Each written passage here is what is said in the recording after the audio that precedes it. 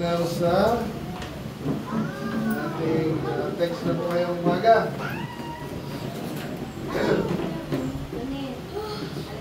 Tayo sa Matthew 11. Tapos po tayo pakiligin na yung ilipit.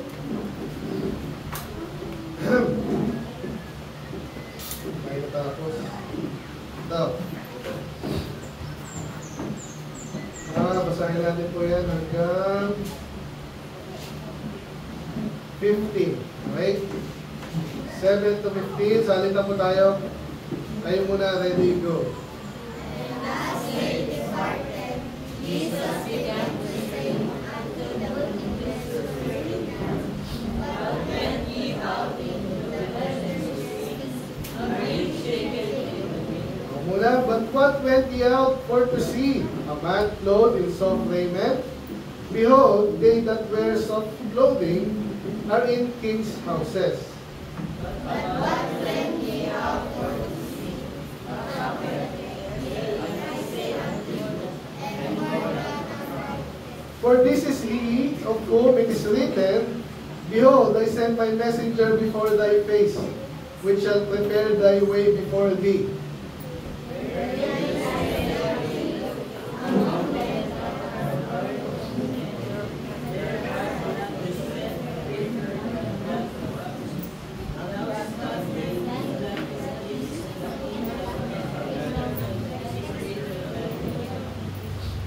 From the days of John the Baptist until now, the kingdom of heaven suffered violence, and violent take it by force.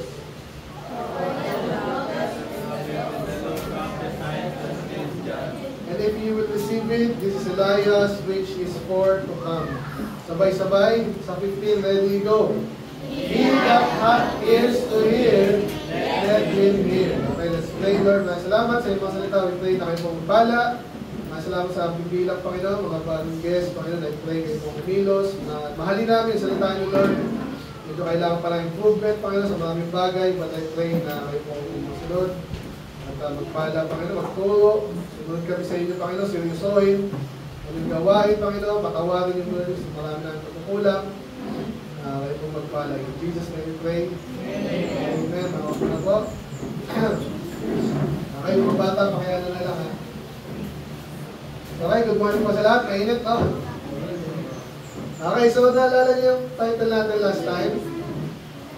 Sino saka na usap? Pag tayo nag-service na, pag-aaral na tayo, ha? Lalo Antoinette, Andy, tawa-tawa. Dati si Alan J. Ikaw naman. Seryoso tayo dito, di ba? Saka yung lalo yung mga dati na. Bata, okay lang yan. So, ready? Pumasok. Ngayon mo upuan. Dito ka niyo. Ayan. Sino ba ako? Anong title natin last week? Ayan, kilala niyo si Daddy Joe? Ayan, si Daddy Joe. Anong title natin last week? Yung ako. Ha? Dito yan sa 6, oh. Do not be offended in the Lord. Okay? So bago-bago pa yun. Do not nakalimutan ko rin.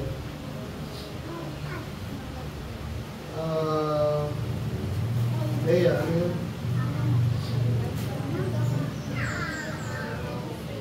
Do not,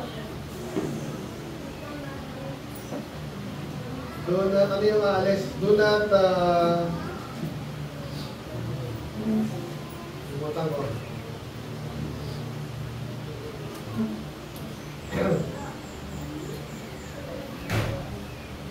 Do not deny the Lord. Okay, do not deny the Lord. Sabihin, huwag mo i-deny. Sabihin, ganito yan. Kung nga, Kristiyano si Antoinette. Kristiyano ka ba? Anak ka ba ng Diyos? Oo. Ikaw? Ikaw, Alan J. Anak ka ba ng Diyos? Ikaw, Jerickson. Anak ka ba ng Diyos? Ikaw, Ate Angeline. Pag tinanong ka nang nasa labas, Antoinette, kunwari, yung classmate mo, TikTok ng TikTok, makabastusan, siyempre may hiya ka, di ba? Tinanong ka, Antoinette, anak ka ba daw ng Diyos? Ano nasabihin mo? Dapat di ba? yung totoo eh. Ba't mo di-deny? Maganda yun, di ba? Pero kaya pinag-aralan namin na last time, huwag mo i-deny ang Diyos. So, nabanggit din natin, minsan pag ikaw, hindi ka nag-church, di ba, ganon? Parang dinideny mo na rin siya. Nahihiya ka, either pag di ka nakikinig, ganun din, parang, ay, ako makinig dyan. Dinideny mo yung dapat sa'yo, yung maganda para sa'yo. Diba? Lalo yung mga lalaki. Diba? Kasi mga lalaki, makulit ang utak natin madalas eh. Diba? Kaya yan, inaano yan eh. Kaya tinuturuan yan, lalo kalalaki yan. Yung mga babae, medyo madaling akayin yan eh.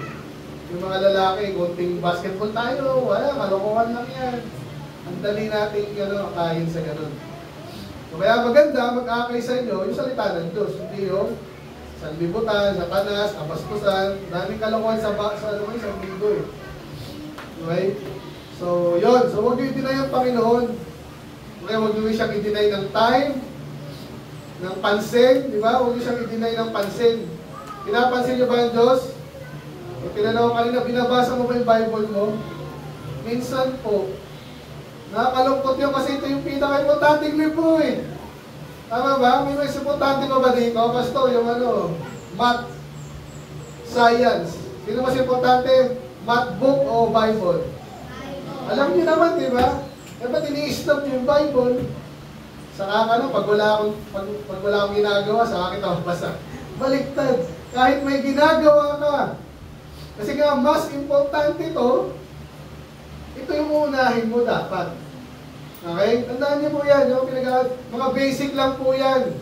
Ngayon, nag-aaral tayo ngayon. Anong gagawin niyo? Kakausapin ko yung katabi ko kasi nag-aaral tayo. Tama po yun? Mali naman yun, di ba? Intindihan niyo ba? So, don't deny the Lord. And then, last time naman, magkaano yun eh? Sino dito? Do not be offended in the Lord. Parang magulang nyo, pinalo ka. Magagalit ka ba sa magulang mo, Stephen? Dito kayo, Stephen. Sino wala dito? Uminutos ka. So, sino nagagalit dito pag pinalo na magulang? Ikaw, Carlo. Ito to. Ikaw, Pia, pinapalo ka ba? Spoiled ata to eh. Hindi ba spoiled to? Pag pinalo ka, Pia, magagalit ka ba sa nanay mo? Wow. Hindi dapat, di ba? Kasi kaya ka pinalo, kinukorek ka lang, huwag kang ma-offend. Ganon din kayo sa Panginoon, lalo na. Di ba may iniisip ang mali ang Diyos? Wala. Eh, ganon din sa church, pag nasigawan dito, ganon talagang preaching. Huwag yung isipin na sinisigawan kayo, wala lang, gusto ko lang, gusto ni pastor, hindi sigaw. Okay, so don't be offended, don't deny the Lord, don't be offended. Ngayon naman, medyo maganda yung topic natin, lalagi naman, no? Ang title natin ngayon is Greater than the Greatest Prophet. Wala tayong live kasi, wala tayong gamit. Pero title ito, Greater than the Greatest Prophet. Sino ba yung greatest prophet? Ano ba yung prophet? Ate Angeline, ano yung prophet? Ano pa yung prophet? Tagapagpahayag ng salita ng Diyos. So, sa simula pa lang meron na po yan. Naalala niyo sa Genesis nyo, laging meron yan, hindi nawawalan yan sa biyaya ng Diyos. Pero marami rin peke. Pero meron din tunay. Salamat, di ba? So ngayon, itong mga taong to, dakila po yan. Kasi kinakausap na ng Diyos yan, ginagamit ng Diyos. Pag wala nagtuturo ng salita ng Diyos, ang gulo ng saglipunan natin. Pero may iba-ibang level din po yung prophet. Alam niyo ba yun? Sino kilala yung propeta? Sino? Sino po kilala mong propeta? Pangalanan mo? Pastor James. Okay, hindi propeta yun ha. Kami ngayon ako, pastor, preacher. Yan. In a way, parang ganun din, prophet din. In a way ha. Pero iniiwasan natin yung title na yun kasi binigay yan. Ito mamaya mabasahin natin. Yung title na prophet, huminto na po yan. Okay?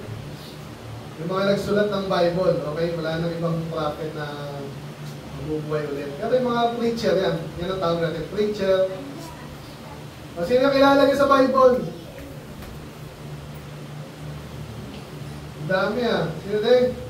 Si Moses. Pinakamatindi yan. Sino pa? John the Baptist. Mamaya kami salita. Sino? Samuel. Daniel. Isaiah. Jeremiah. Ezekiel. Dami yan eh. Ito, tingnan natin yung Bible. Halos lahat yan, starting sa Isaiah, mga prophet yan. Isaiah, Jeremiah, Lamentation, diba yan? Ezekiel, Daniel, Hosea, Joel, Amos, mga prophet yan. So, pero tanong ko, sino yung pinakadakila dyan? Kaya may tinatawag na major and minor. Kasi yung minor prophet, simula yung kay Hosea, no? May Daniel, sabi nila. Kasi konti lang yung sinulat nila. Tingnan nyo itong Hosea. Noong 14 chapters yan, maiksi lang yan. Joel, 3 chapter lang. Amos, 9 lang, pero maiksi lang po yan. Obadiah, 1 chapter lang. Verses lang yan, no?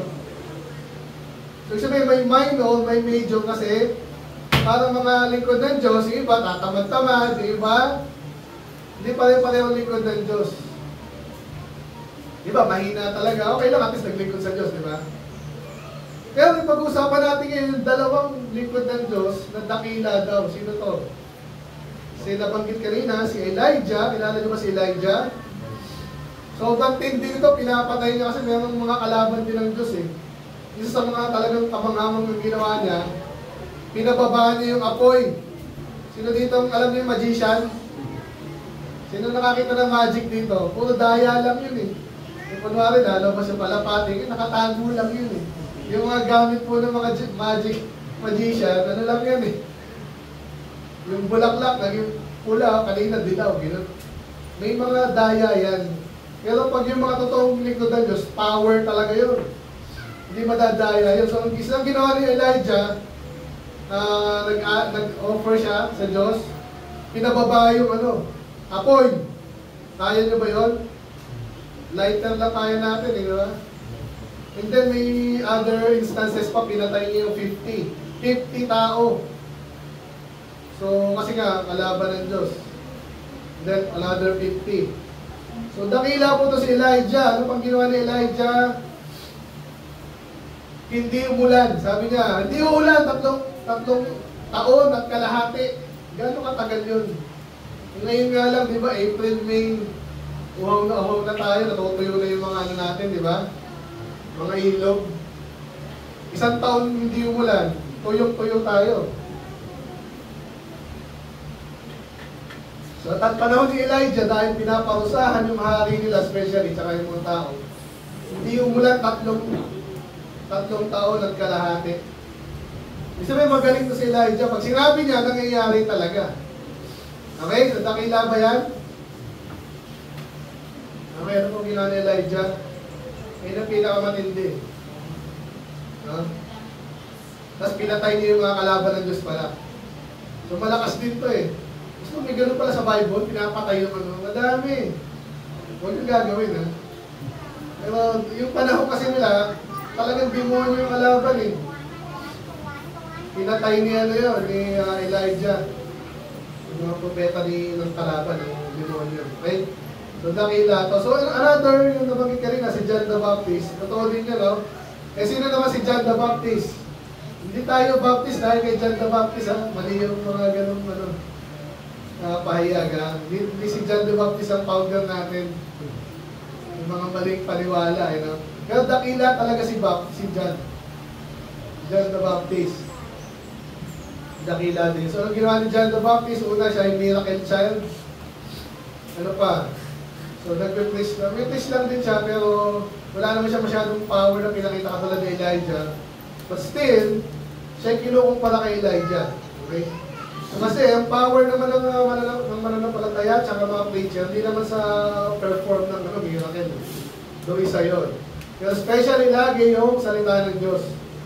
Kaya kayo, sabihin ko sa inyo, yung ibang preacher po may hina eh. Yung mga preacher na panay love of God na, maganda naman yung kaso, walang natututunan yung iba. Sa halip na lumapit sa Diyos yung mga tao, Ano nangyari? Lalong nagiging tisod. Yung mga ganong church. Kaya sana hindi tayo ganon dito. Sana hindi talaga ganon.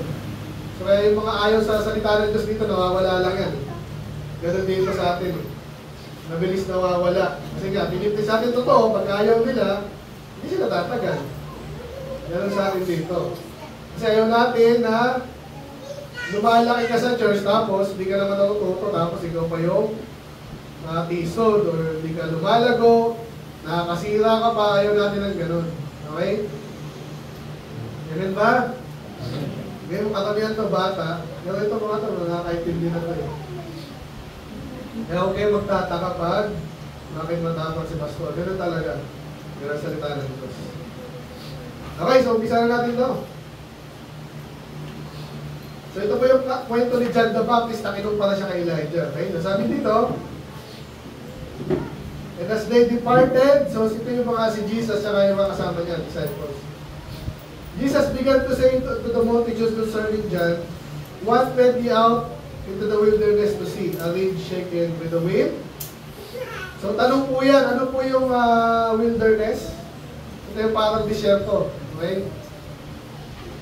Si John kasi, nandun siya nagpe-preach. So nakita niyo may ibang churches ngayon, ang gaganda ng churches, di ba? Okay naman yung maganda church, kaso pag yun ang binibida nyo, ito, ako, hirap na hirap ako mag-umpis dito, walang aircon.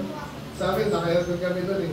Pero okay lang kasi importante, kanuluwa. Ito, mga tao na to. Hindi yung pag-inconvenient, pag sa funeral dyan, nag-umpis din kami dyan. Ang hirap niya na naranasan ko, funeral ako. Ang dami nagiinuman. Dapat nga, tumanggi na ako doon, kaso member namin yung isa eh. Kaya tsinaga ko po yun, ang dami doon, ulit-ulit pa ako, paulit-ulit ako sa ingay. Pero okay lang kasi, ang importante yung kaluluwa. Amen? Pag may naligtas doon, okay na yun, kahit isa lang. May dami naligtas ng hapon na yun, gabi. Napakahirap. Pero, okay lang kasi yun ang gawain talaga ng Diyos. So si John, nag-preach ako sa may tao.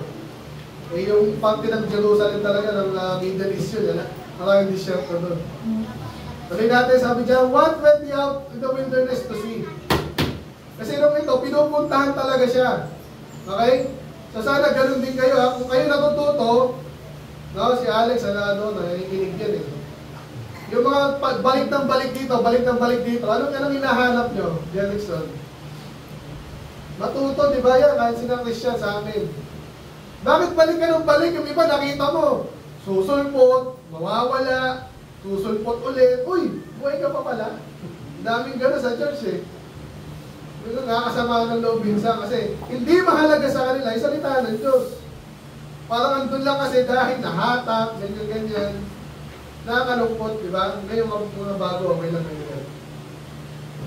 So kaya gusto ko sabihin dito, tinatanong sila ni Jesus, bakit ba kayo balik ng balik dito?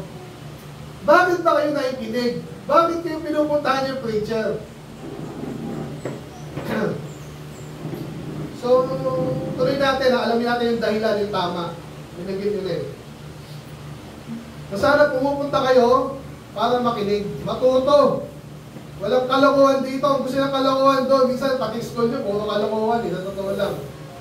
Wala yung usong-uso ngayon, nakita nyo ba yung sa graduation daw? Panood nyo sigurado yun, no? Ano yung ginawa sa graduation?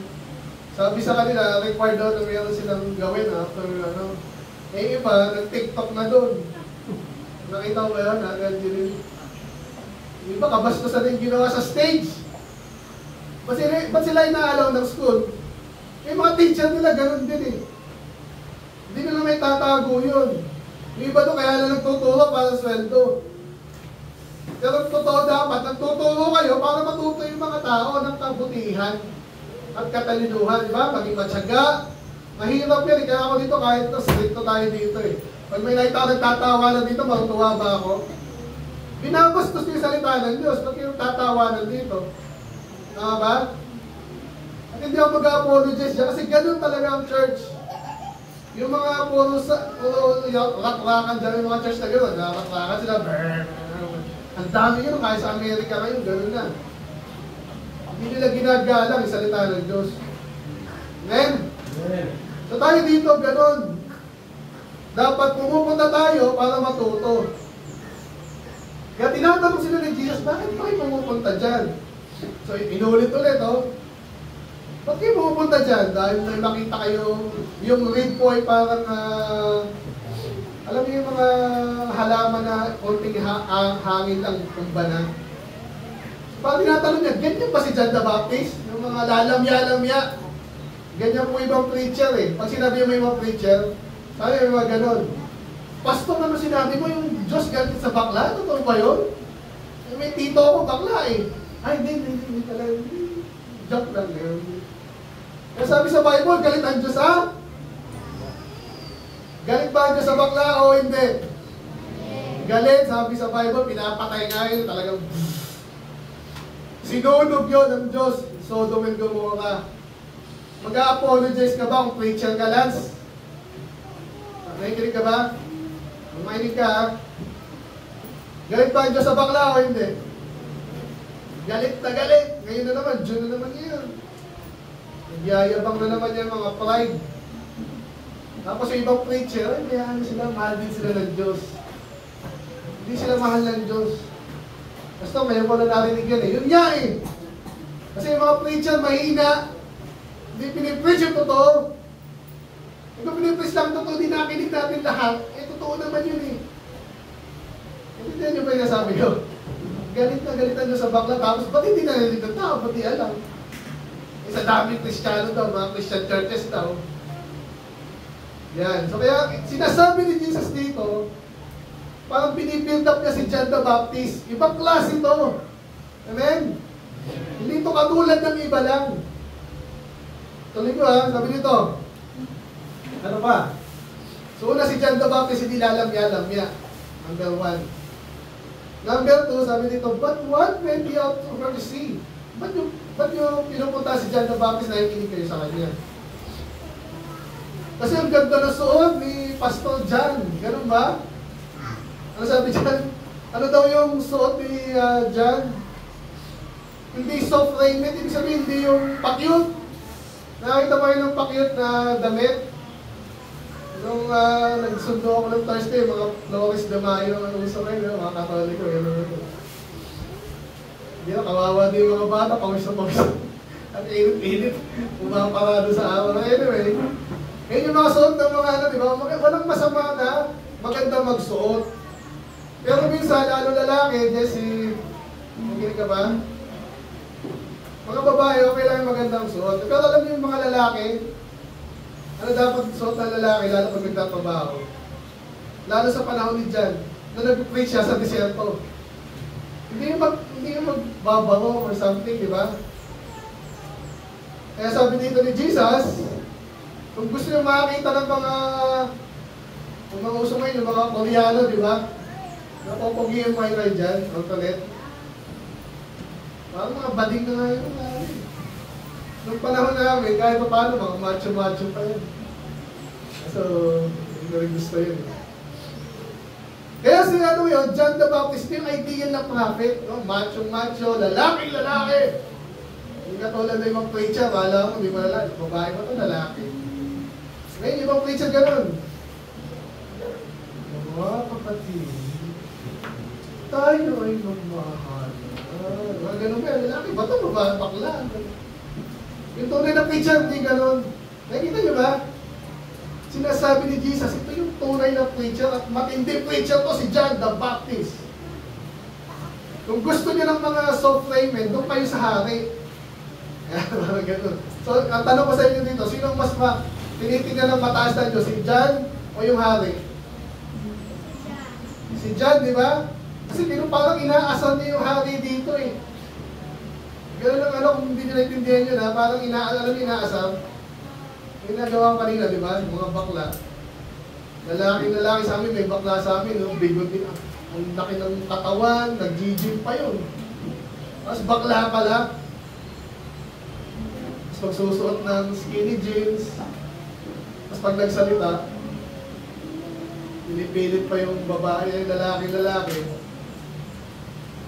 Inaasal natin, para huwag natin gayahin. Si Jesus ganun din. inaasal nyo itong mga hari kayo, tapos mga suot nyo parang pang ano. So huwag natin kagayahin. Ang mga lalaki especially, huwag kayong mahiya kung ano kayo, yung formal nyo na medyo ano, lalaki. Normal yun. Hindi tayo pakyut. Amen? Mga preacher na gusto din ng maayos, pero hindi tayo pakyut. Patuloy ko lang. Kasi sabi dito, kasi sabi ko sa inyo, binibuild up niya si John. Kasi sabi niya dito, hindi lang basta-basta propeta yan. Okay? Mas matindi pa sa propeta. Mas matindi pa sa propeta. Yung sabi dito eh. Kasi nga si John the Baptist talagang yung ginawa niya ay napaka-importante. Hinanda niya si Jesus, yung pagdating ni Jesus. Kung hindi kay John the Baptist, mas maraming hindi maliligtas. At yung church medyo hindi maayos. So kaya dito, minsan, napansin nyo rin, di ba, si Brother James, i-build up ko rin, para makinig din kayo. Kasi si Brother James, kahit ganun lang yun, tapat yun sa Panginoon. Amen? Yes. Hindi ko kumpare ko si mayabang dyan, kaya kay Duterte, si Duterte, daming bodyguard. Hindi naman ginagawa yung kalooban ng Diyos. Bibili ba ako doon? Kaya kay Marcos, kaya sino pong bida na ngayon? Hindi ako bibilib doon. Bibilib ako sa naglilingkod sa Diyos. Amen? Ganun si Brother James. Ganun din si John. So, gayahin natin si John. 40, pakibasa nyo ako. Ready, go. 4?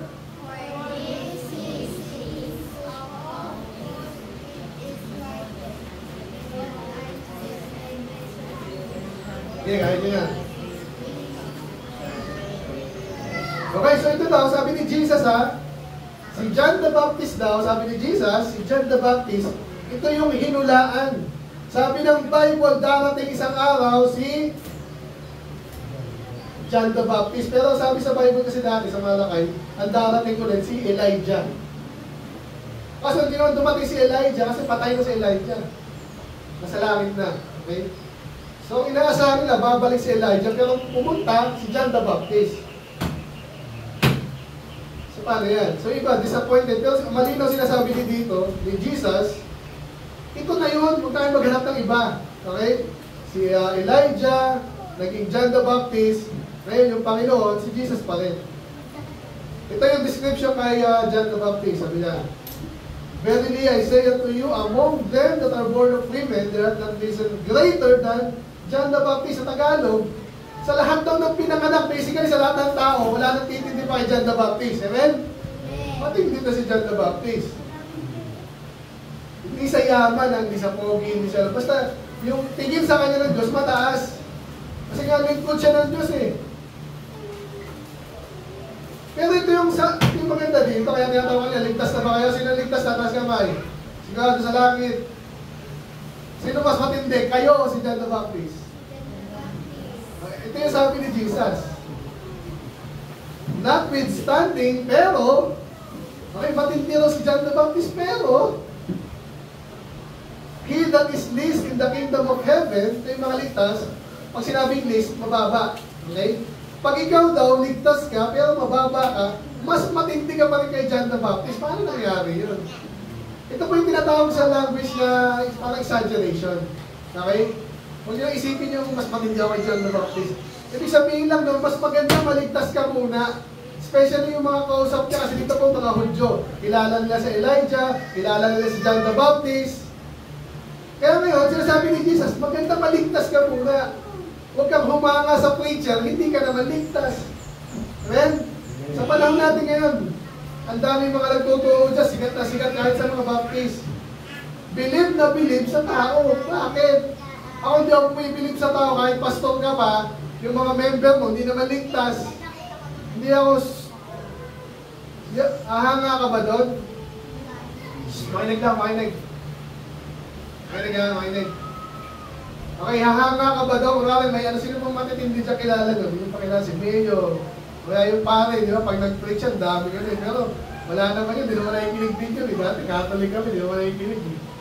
Tradisyon na lang, kaya ka pupunta doon eh. Di ba? Pero iba talaga, hinahangaan. Kahit Baptist, may kilala kaming gano'n. Hinahangaan talaga. Pero ang tanong, Pag hindi ligtas yung mga member, nakahanga-hanga ba talaga yun? O syempre, hindi, baliktad. Kaya dito lagi sinisigurado ko sa inyo, dapat ligtas muna kayo bago kayo mag-praise the Lord dyan. Kasi walang praise the Lord kung impyerno ako pupunta, praise the Lord ko yun. Joke? So yun ang pinaka-importante muna, maligtas muna kayo. Kaligtas na ba kayo? Yung mga hindi pa magsabi kayo, pag di nyo naiintindihan, huwag kayong magkunwari. Okay? Lahat dito sinesya na natin eh. Pero hindi yan mabilisan kasi. So magsabi lang kayo. So mamaya pupuntahan namin kina Tilani kasi bago sila eh. Para makilala kami ng pamilya nila. Pero yun ang pinaka-importante, maligtas ka muna. Yun ang sinasabi dito, okay mo, yung technical ko na, mas magaling ako John the Baptist, alam mo ba yun? Kaya balik na daw, sabihin, tama ba yung sinabi ni Jesus? Ba't ako mas matindi ako kay John the Baptist? Sinasabi lang, ang importante maligtas ka. Naintindihan ba? Kasi kinukumpara ka sa isang matinding propeta, tas basta maligtas ka daw. Kahit ikaw yung pinakamababa, pero pag ikaw ay ligtas, mas matindi ka pa kay John the Baptist. Okay? So, sana naintindihan nyo na.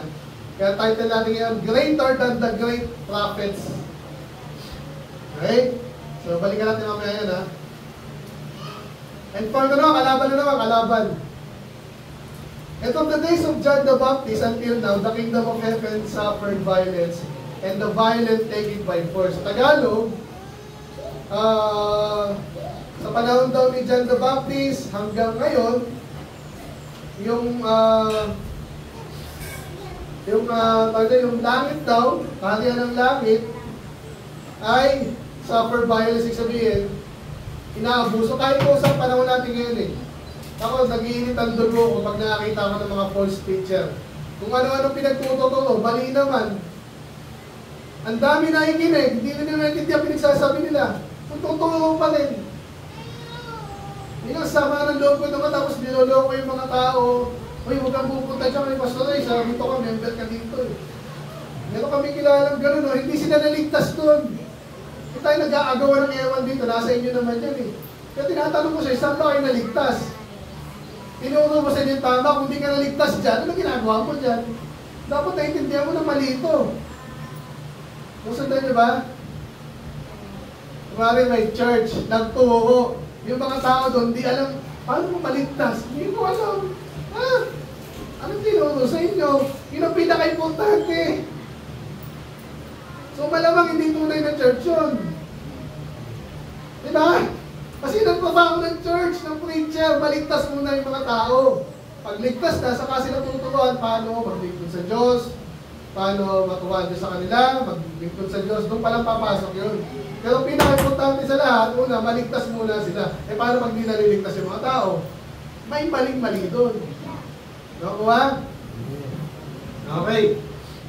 So kaya pa sabi dito, kasi sabi ko sa inyo kanina, no? For the prophets and the non-prophets and the teachers. So, yung mga totoong propeta, yung mga major minor prophets sa Bible, yan po ay ang pinakahuling prophet si John. Okay? So, meron pa sa Acts na tinawag ng prophet, yung mga preacher lang yun. Makinig. So, pero ang mga propeta talaga yung huwag ka magpapatawag, hindi ako magpapatawag ng propeta. Lalo si Father James, ha? Okay? Hindi kami nagpapatawag ng propeta kasi nga sabi dito, yung mga propeta daw, ang huli na dyan, si John the Baptist. Okay? Malinaw? Ngayon may nagpapatawag dyan na propeta, mga false teacher. Ingit tayo doon. Ito na, last na. And if he will receive it, and ye will receive it, is Elias, or Elijah po yan, which is fourth of coming. Nabanggit ko kayo na, pinangako ng Diyos, babalik si Elijah. Pero sabi ni Jesus dito, si John the Baptist na yun. Okay? Pero pansinin niyo, sabi dyan, if you will receive it. Ibig sabihin, ang si Jesus hindi namimilit. Okay, ngayon, sinasabi ko sa inyo dito, makinig kayo, di ba? Pero alam ko naman, pag kayo nyo dito, hindi na kayo magbabalik, di ba?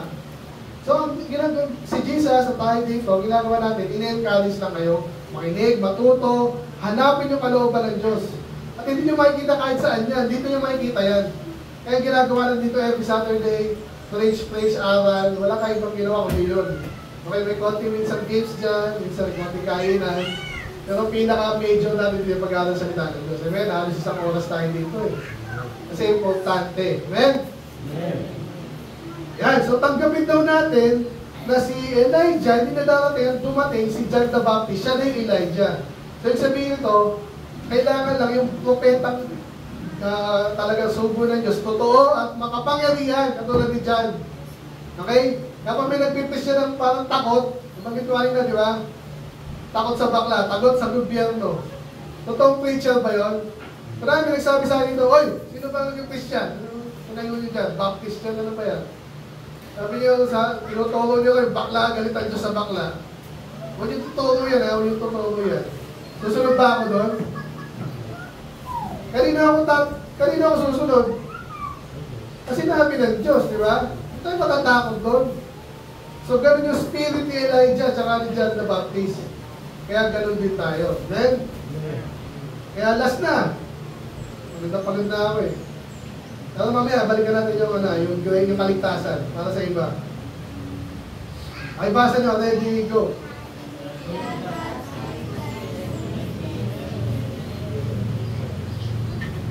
Ilakasan mo. Ready, go.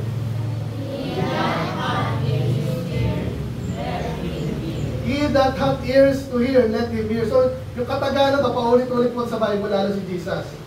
Marami siyang guys na binanggit na ito. Sabihin kasi nga alam din ni Jesus, at ako, alam ko din, alam nyo yung alam ko.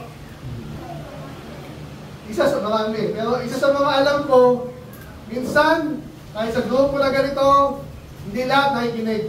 Amen? Yan ang totoo eh. Nakakalungkot, pero iba-iba iniisip. Kaya ba, tatawa-tawa nakikinig? Ba't ko tumatawa? Di ba tapatawa? Pag nagpatawa ako, di naman tatawa. Hindi nakikinig yun. Okay, kita ko dito kung sino nakikinig, nakaka-relate, nakatingin sa akin.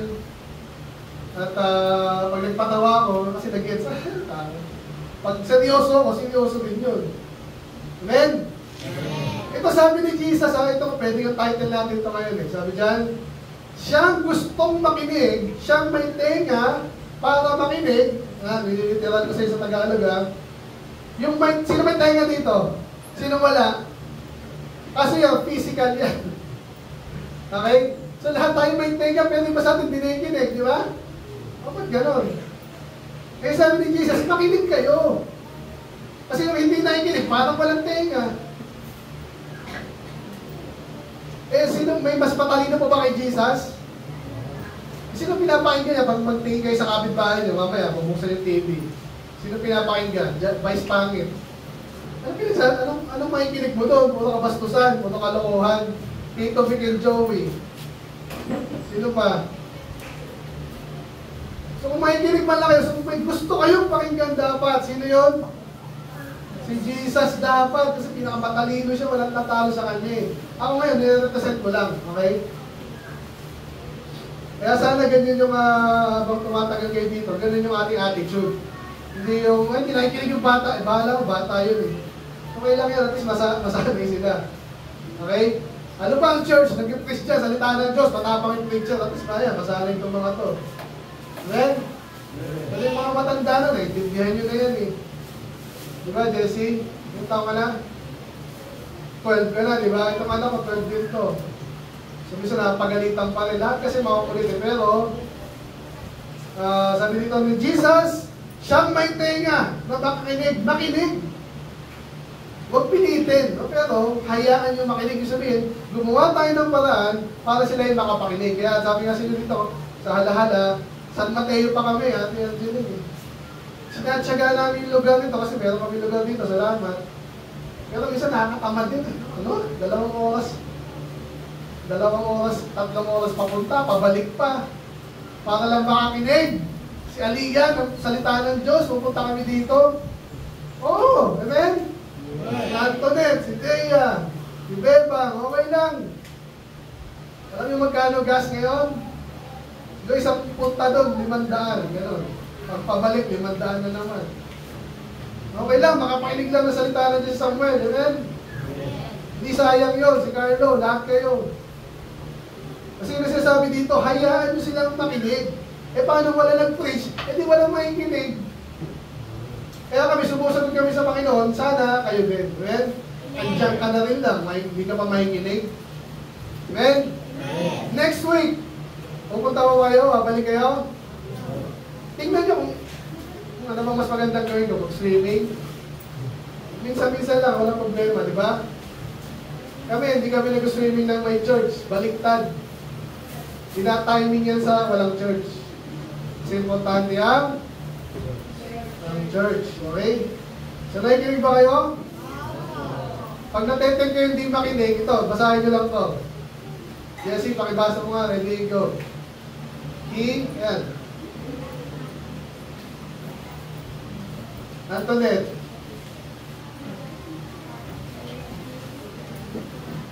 Si Jesus ang nagsabi niyan. Ngayon, yung pag hindi ligtas, minsan talagang ano yan eh. Kaya tinatanong ko lagi siya, ligtas ka na ba, Antoinette? Kasi yung mga hindi ligtas, walang appetite yan salita ng Diyos. Kailangan maligtas muna. Amen? So si ano kami, special lang siya. Pamilya niya. Amen? So dapat birthday pala ni Mamaya ngayon. So mamaya. So gusto kong umalis na agad eh. Parang mga gala namin. Pero dahil nakita ko si Zaira, pamilya niya, specialan muna namin bago kami lumada. Okay? Amen. So balikan natin ha. Sino daw mas matindi? Si John the Baptist o yung ligtas? Yung ligtas, di ba? Pero matindi si John the Baptist. Kasi ligtas na siya. Propeta pa siya. Okay, so again, kinukumpara lang tayo ni Jesus. Kaya huwag kayong papayag kayo. Ang mag-anakan nyo, ako ligtas na ako, pastor. Eh, yung tatay mo, ligtas na ba? Yung nanay mo, lola mo, lolo mo. Malapit na yan. Doon tayo sigurado, di ba? Sino mo una, pero pag matanda na yan, Ate Angel, baka may asawa mo, di ba? Text nyo lang kami, pastor, nandito si ano. Kahit wala ako dito, si Brother James. Mabait yun, si Brother. Siya lang din namin, kung ano sinare namin sa'yo. Para makasigurado ng langit. Ngayon, sa pag nasa langit na kayo, hindi na kayo mag-asawa doon. Pero friends pa rin kayo. At least, di ba, ligtas yung asawa mo. Amen? So, sino pa may kamag-anak dito kung di sigurado sa langit?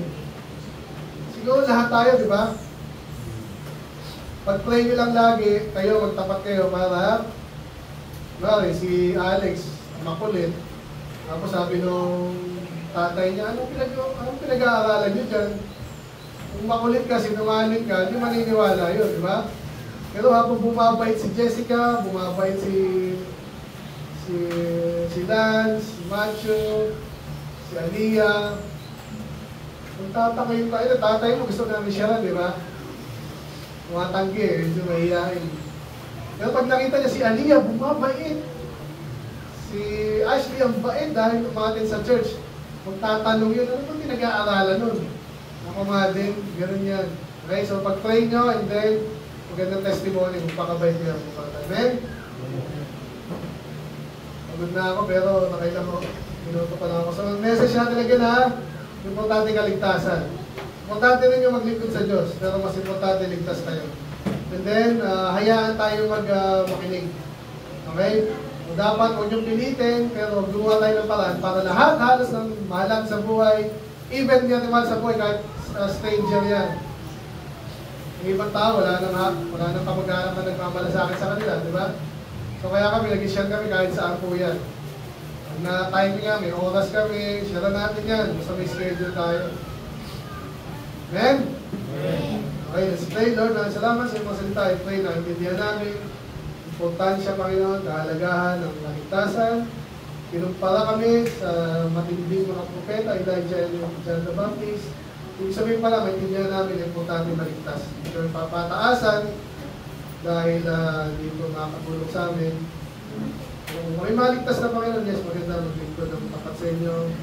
God, sa mga kain namin, kayanan, matuwa ko po sa amin, pamilya pa. Salamat po Lord, kayo mula natin. In Jesus' name we pray. Amen. Okay, this time, handa pa kayo, Brad? Presentation. Kaya nyo?